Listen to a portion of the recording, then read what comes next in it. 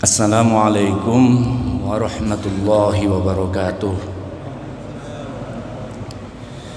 Bismillahirrahmanirrahim. Alhamdulillahi rabbil alamin. Wabihi nasta'inu ala umurid dunya waddin. Wassalatu wassalamu ala sayyidina Muhammadin wa ala alihi wa ashabihi ajma'in. Amma ba'du, faqad qala Allah Ta'ala fi kitabihil karim, a'udzu billahi minasy syaithanir rajim. Ma kana li basharin an yu'tiyahu Allahul kitaba wal hukma wan nubuwata thumma yaqula lin-nasi kunu ibadan li min dunillah walakin kunu rabbaniyyina bima kuntum tu'allimunal kitaba wa bima kuntum tadrusun.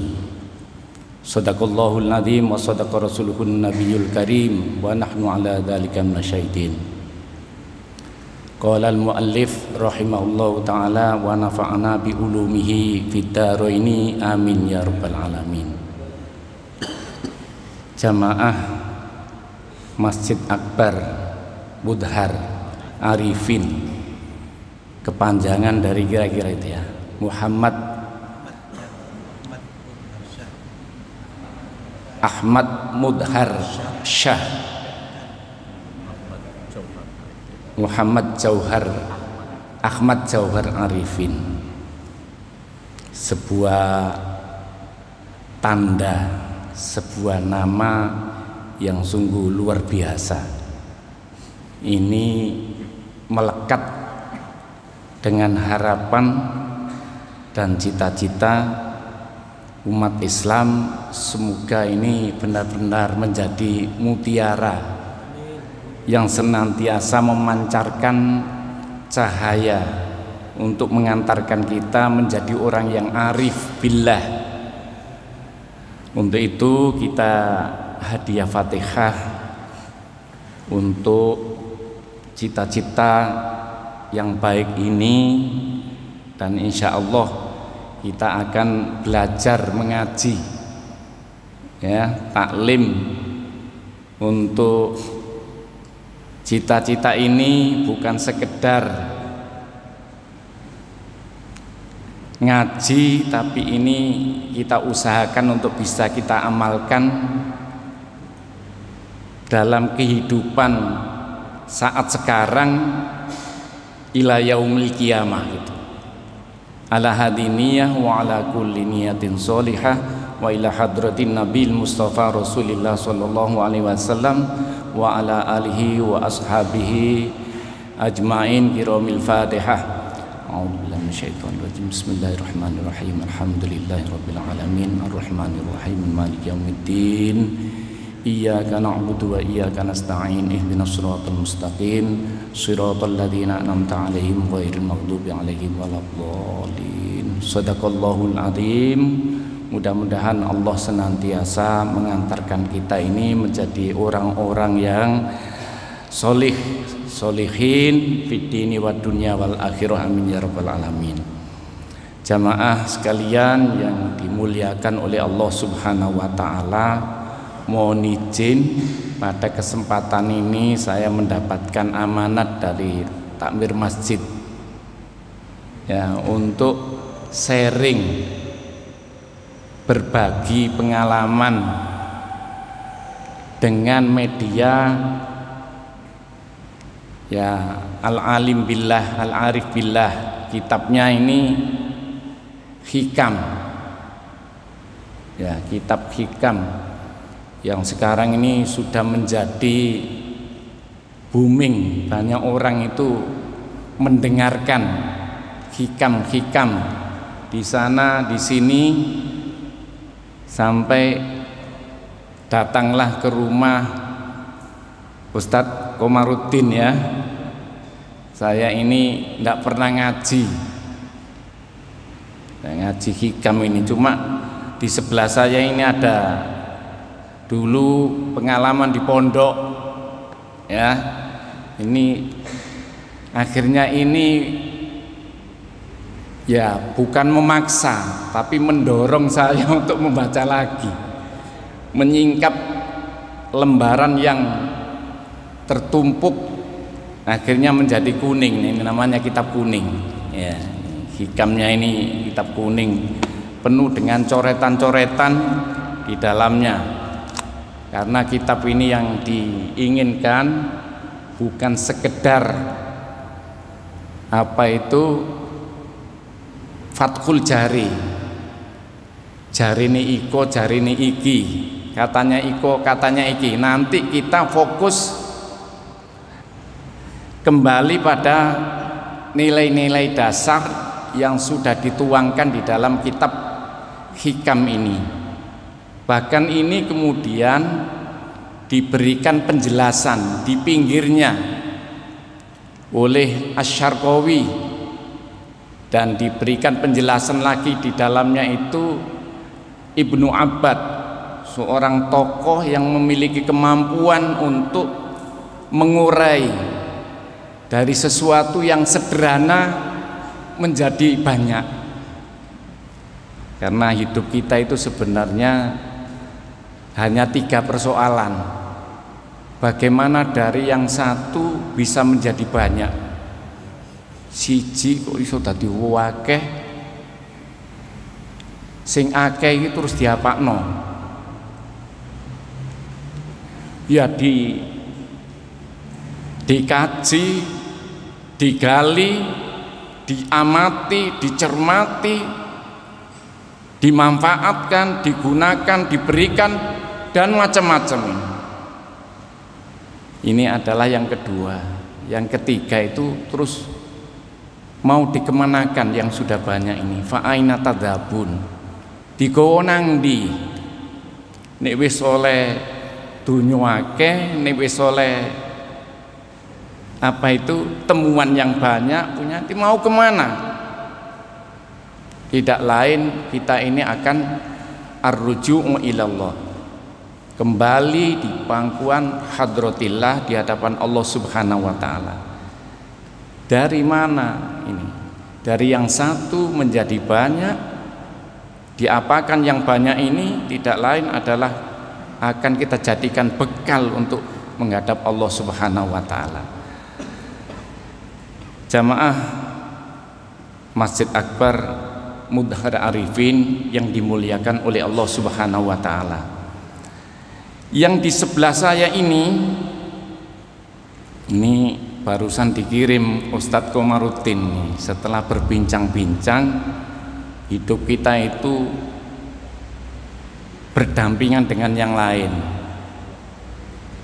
Kita itu tidak boleh mengandalkan hidup sebatang kara, tetapi tentunya hidup kita ini bersama yang lain, yang walaupun kitabnya ini ya kuning, tapi di dalamnya ini disebut kitab putih. Nah, ini ya, ini nanti yang berminat bisa ya berkaitan dengan takmir masjid ini gitu ya. Nah nanti itu supaya kita ini bisa mengurai dari yang satu ini kemudian bisa menjadi banyak, tentunya ini nanti murojaah di rumah, diskusi dengan anaknya, diskusi dengan istrinya, diskusi dengan tetangganya, minta penjelasan, pemahaman. Ini nanti Bapak memperoleh pemahaman sendiri dari pengalaman belajar bersama ini.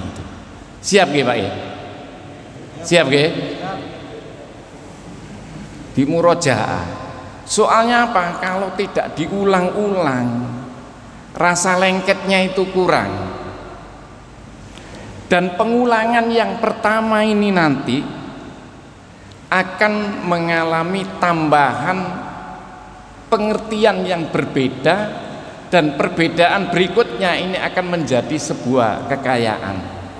Oh begini, oh begini, oh begini gitu.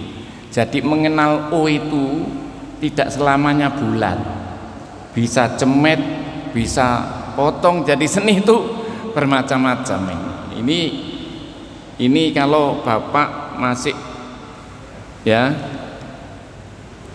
bersahabat dengan ini sudah ditaskih oleh ya Syekh Abdullah Asy-Syarqawi, tetapi ini Grand Syekh Universitas Al-Azhar. Ini adalah sudah ditaskih. Karena itu kalau nanti ditanya sumbernya dari mana, tinggal nggak tahu saya ini dapat buku ini gitu aja gitu. Orang lain yang tahu gitu, enak kan gitu ya. Ini sudah muktabar, sudah kuat, kita jadikan rujukan pengalaman spiritual yang berdasarkan dari kehidupan keseharian. Dan yang di tengah ini ya, ini juga bisa dijadikan sahabat dalam hidup dan kehidupan, karena saat sekarang ini di rumah-rumah sudah melakukan virtual ya, anak bapak ini sudah tidak asing lagi gitu Pak ya, sudah menemukan ini. Kalau dulu bapak ibu terkenal punya banyak tuyul supaya jadi kaya, sekarang ini tuyulnya beli pulsa, menguras sumber kekayaan. Kalau itu berpikir digawe apa tuku HP larang-larang itu, mari dibuka ditutup gak ketok kan gitu ya. Tapi ini bisa memberikan pencerahan dan kemudahan bagi kita mencari kitab ini. Di sini dapat mencari kitab ini, di sini kita dapat ya. Ini kemudian saya dulu pernah ngaji, dunya nek wis akhir meneh ibarate koyok korean dilempit nih, bumi dilempit cilik, barang cilik bisa diperluas, barang sing luas bisa disederhanakan. Ini hikam ini mengatasi segala persoalan, kemudian ini dikumpulkan, asalnya adalah bahasa lisan, kemudian dijadikan bahasa tulisan. Yang sekarang ini namanya manuskripnya itu masih ada di di Jakarta, disimpan di namanya manuskripnya, itu masih ada museumnya itu. Jadi ini sungguh luar biasa. Karena itu ini dibuat 2 jilid, namanya juz, 2 juz awal dan juz tsani ya, berdasarkan manuskrip aslinya juznya, tapi bukunya bukan seperti ini manuskripnya, karena satu matan itu kurang lebih hanya 50 sampai 60 lembar, kan sedikit ya. Tapi isinya ini kita akan cermati satu persatu, yang kurang lebih di sini ini adalah 264 ya.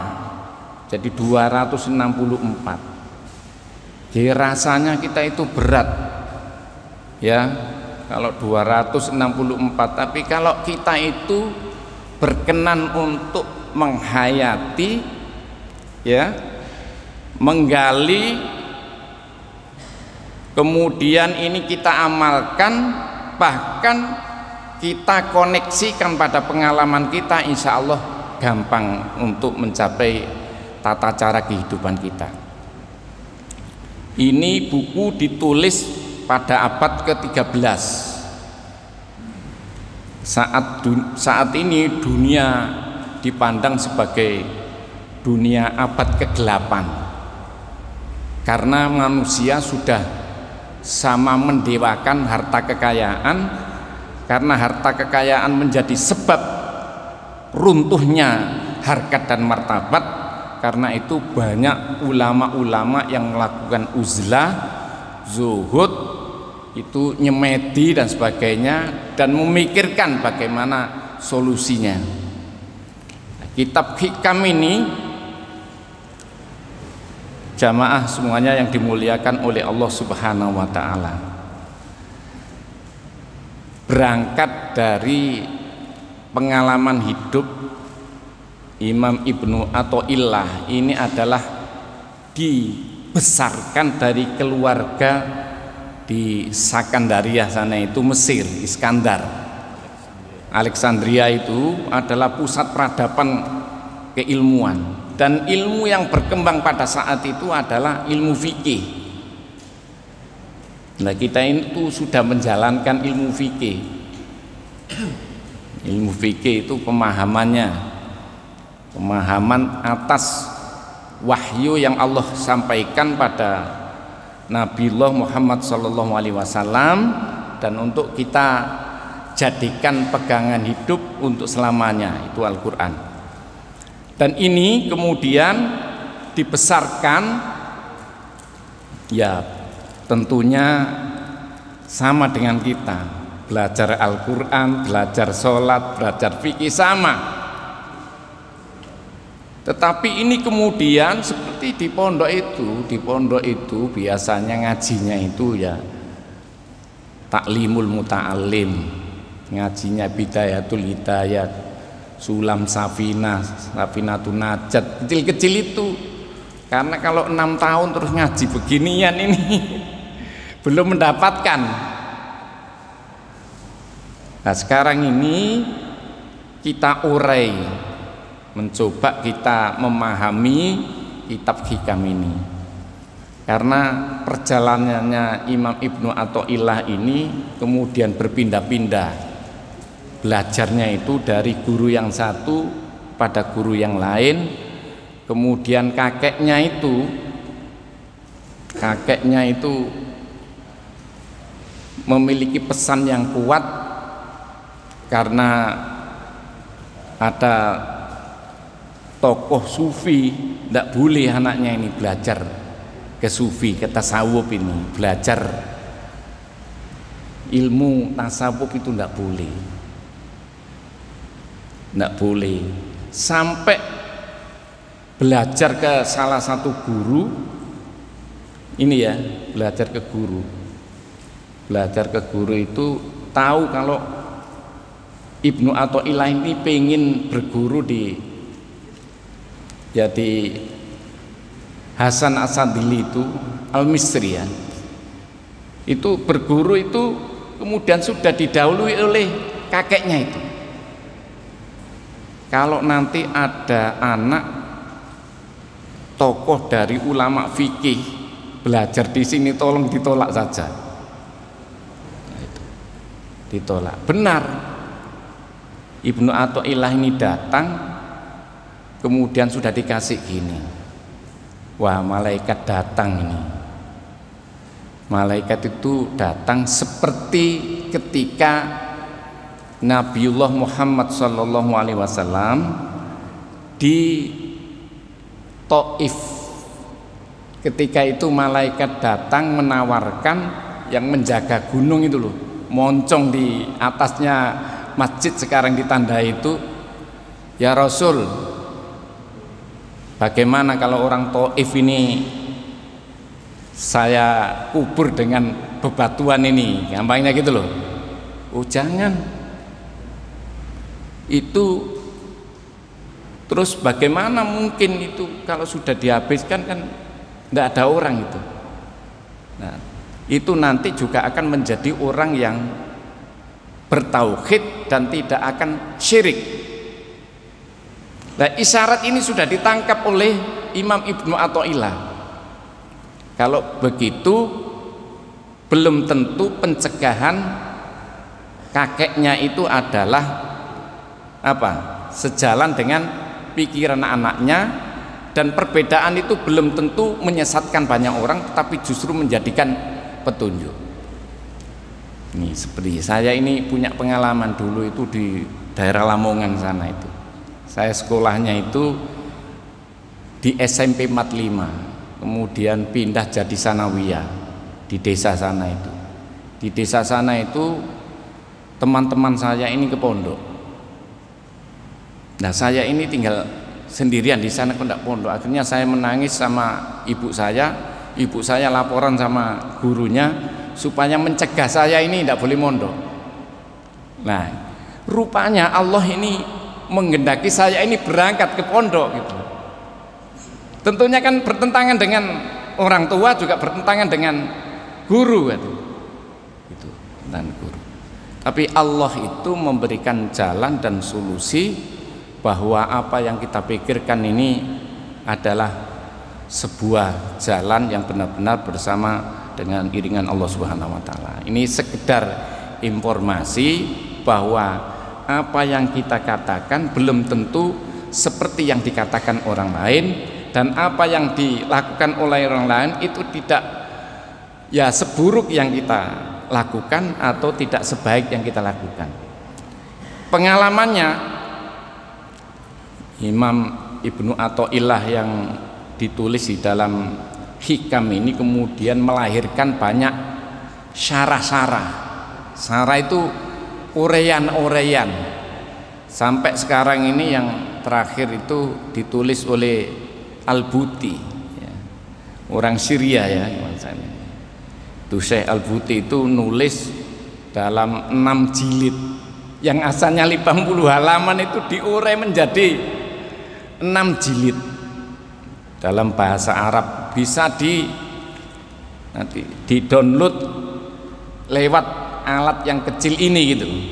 Jadi ini yang lama, ini yang baru, dan ini bisa dikombinasikan, cari yang lama atau cari yang baru.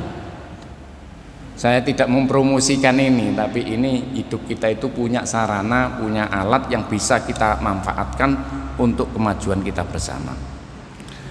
Bapak dan saudara-saudara jamaah Masjid Akbar Mudhar Arifin yang dimuliakan oleh Allah Subhanahu wa taala. Saya ingin bertanya ya nanti dari sana. Apakah Bapak pernah mengalami kesedihan jika cita-cita dan harapannya itu tidak terkabul? Gimana? Pernah? Cemas? Kecewa? Yang di sana? Hah? Pernah ya? Semuanya pernah. Dan ini menurut pesan ya yang dituangkan di dalam hitam itu tandanya kita itu masih tergantung pada amal perbuatan. Umpamanya tidak tergantung, tidak tercapai, alhamdulillah. Kan banyak ya pengalaman-pengalaman ini dikisahkan di banyak kisah lah. Untung saya tidak berangkat haji. Umpamanya berangkat haji itu kemarin itu kebakaran gitu.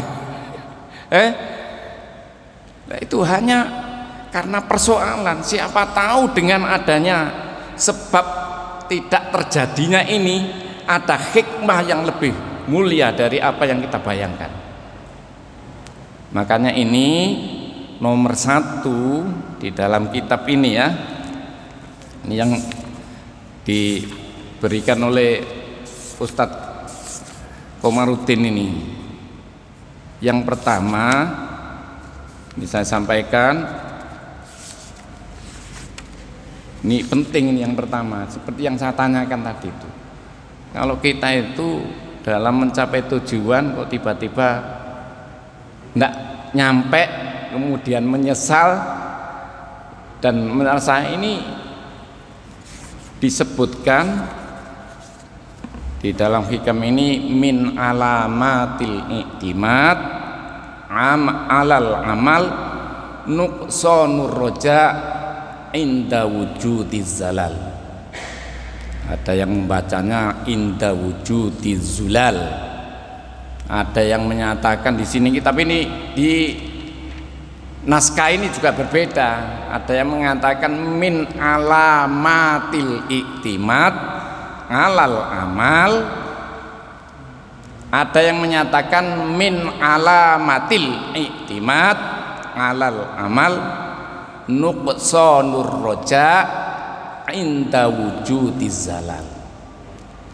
setengah saking tandane wong sing gantungno marang amal yaiku kurangi harapan nalika melakukan kesalahan atau tidak tercapainya tujuan. Ya seperti tadi itu,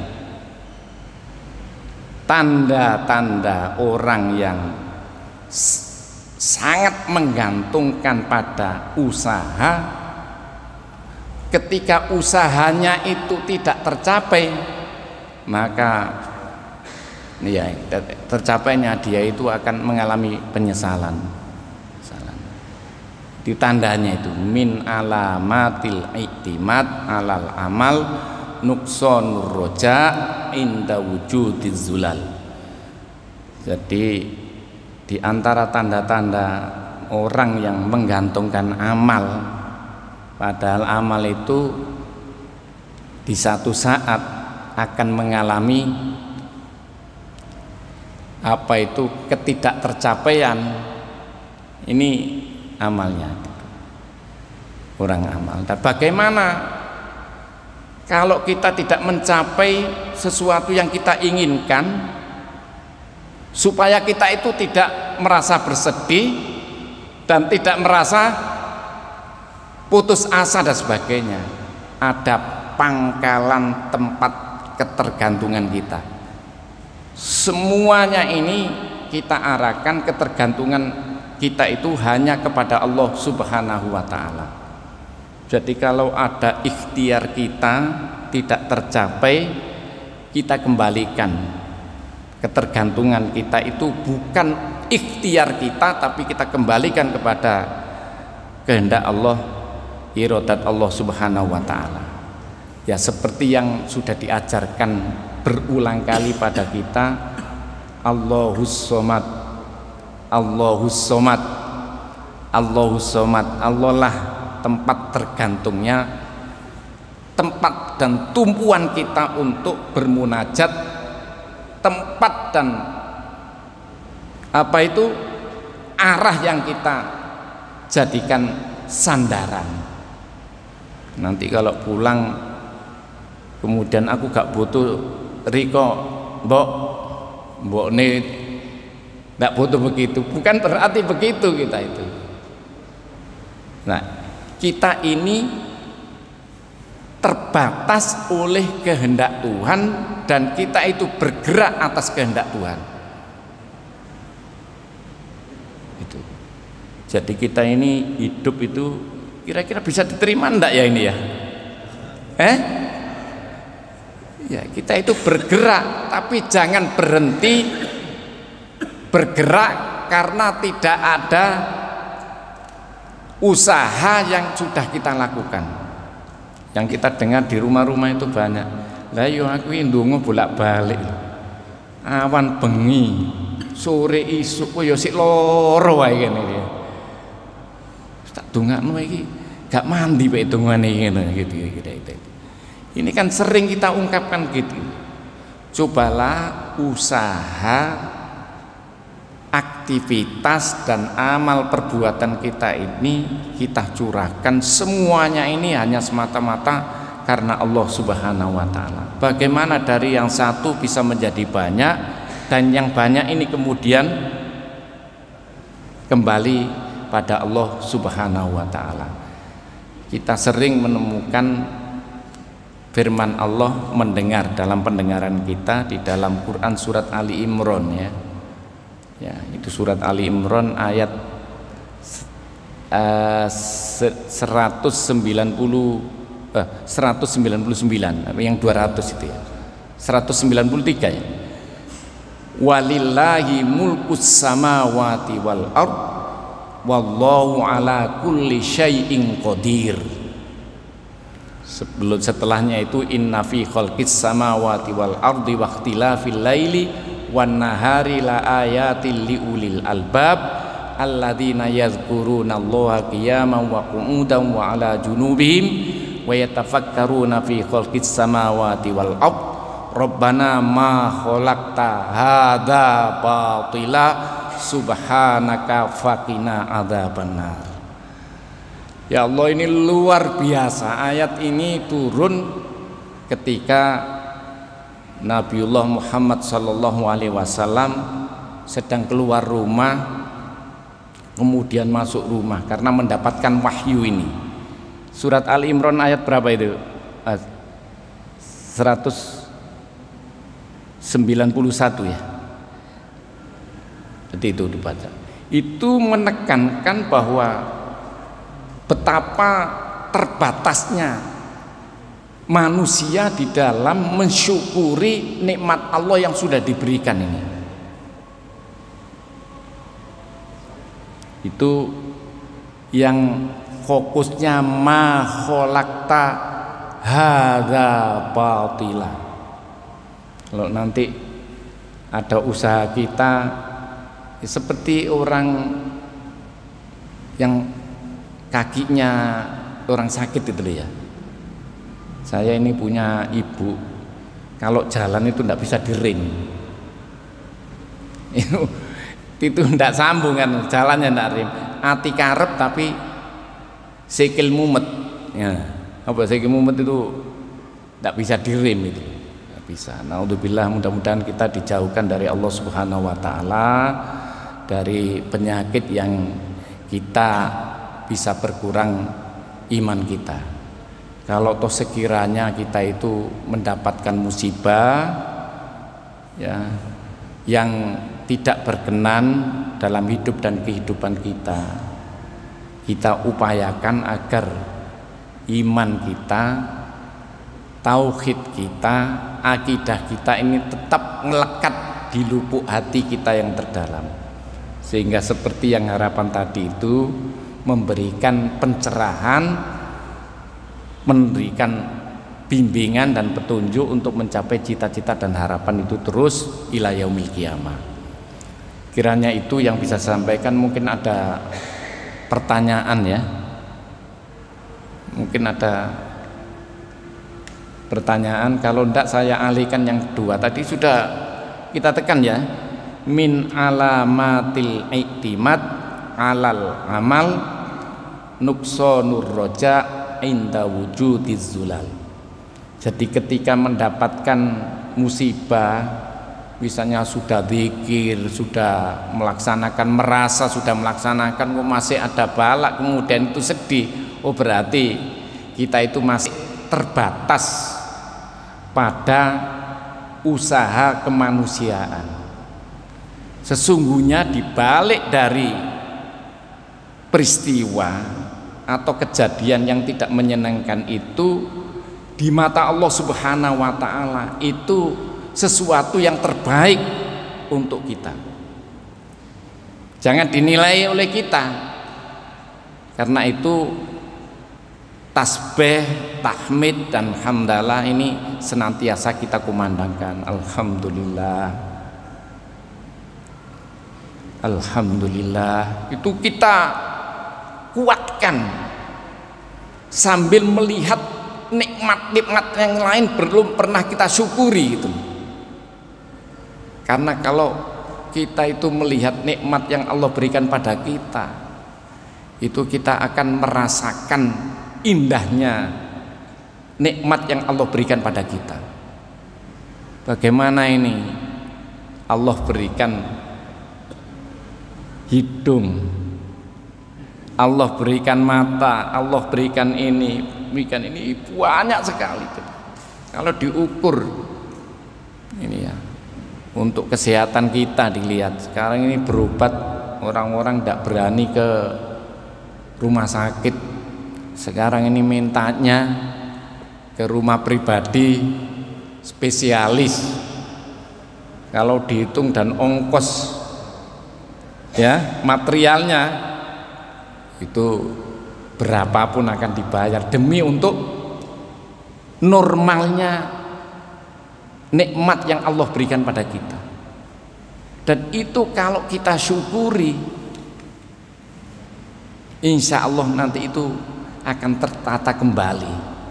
Karena dari lubuk hati yang terdalam ini kita memiliki ketergantungan